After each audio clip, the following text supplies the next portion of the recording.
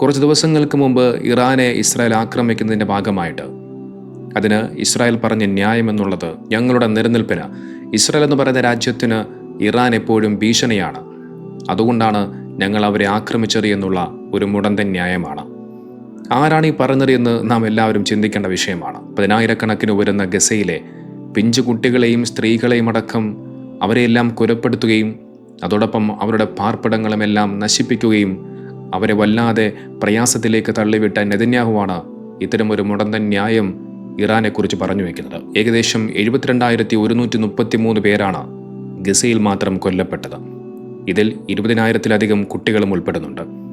West ബാങ്കിൽ കൊല്ലപ്പെട്ടത് 1,100-ലധികം പേരാണ്. ഇനി യുദ്ധത്തിന്റെ ഭാഗമായിട്ട് പട്ടിണിയിലൂടെയും ദുരിതത്തിലൂടെയും ഒക്കെ മരണപ്പെട്ടു പോയ നിരവധി ആളുകളുണ്ട്. ചികിത്സയുടെ അഭാവം കൊണ്ടും രോഗം കൊണ്ടും പട്ടിണി കൊണ്ടും മരണപ്പെട്ടവരുടെ എണ്ണം ചേർത്താൽ മൊത്തത്തിലുള്ള മരണസംഖ്യ എന്ന് പറയുന്നത് 1,86,000 മുതൽ 3,35,000 വരെ ഉയരാൻ സാധ്യതയുണ്ട് എന്നാണ് ദി ലാൻസെറ്റ് പോലുള്ള പ്രമുഖ അന്താരാഷ്ട്ര പഠനങ്ങൾ ലോകത്തോട് പറഞ്ഞു വയ്ക്കുന്നത്. 1948 മുതൽ 2026 മാർച്ച് വരെയുള്ള കണക്കുകൾ പരിശോധിച്ചാൽ ഇസ്രായേലുമായുള്ള വിവിധ സംഘർഷങ്ങളിൽ കൊല്ലപ്പെട്ടവരുടെ ആകെ എണ്ണം എന്ന് പറയുന്നത് ഔദ്യോഗികമായി 1,60,60,000 മുകളിലാണ്. ഇനി ഇതിൽ കാണാതായവരുണ്ട്.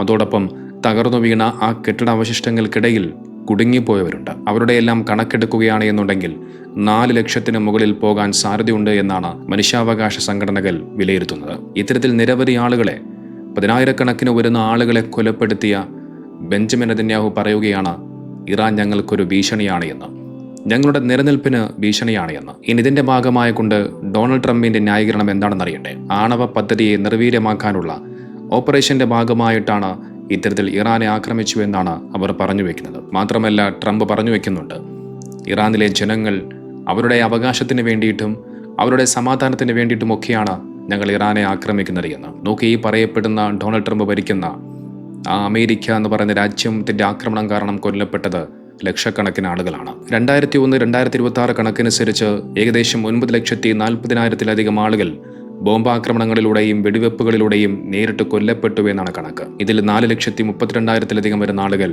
സാധാരണക്കാരായ മനുഷ്യരാണ്. ഇനി ഇതിലും യുദ്ധത്തിന്റെ ഭാഗമായിട്ടുണ്ടായ പോഷകാഹാരക്കുറവിലൂടെയും പട്ടിണിയിലൂടെയും പ്രയാസങ്ങളിലൂടെയും മരണപ്പെട്ടുപോയ മനുഷ്യരുടെ എണ്ണം എന്ന് പറയുന്നത് 36 ലക്ഷം മുതൽ 38 ലക്ഷം വരെയാണ്. ഇത്രയധികം ലക്ഷക്കണക്കിന് ആളുകളെ കൊന്നൊടുക്കിയ അമേരിക്കയിലെ ഇപ്പോഴത്തെ ഭരണാധികാരിയായ ട്രംപ് പറയുകയാണ് ഞങ്ങൾ ഈ ഇറാനെ ആക്രമിക്കാനുള്ള കാരണം അത് ഇറാനിലെ ജനങ്ങളുടെ സമാധാനത്തിന് വേണ്ടിയിട്ടും അവരുടെ സ്വാതന്ത്ര്യത്തിന് വേണ്ടിയിട്ടും എന്നുള്ള ഒരു മുടന്തൻ ന്യായം. അതോടൊപ്പം ആണവ പദ്ധതിയെ നിർവീര്യമാക്കാൻ എന്നുള്ള ഒരു ന്യായം കൂടി പറഞ്ഞു വെക്കുന്നുണ്ട്.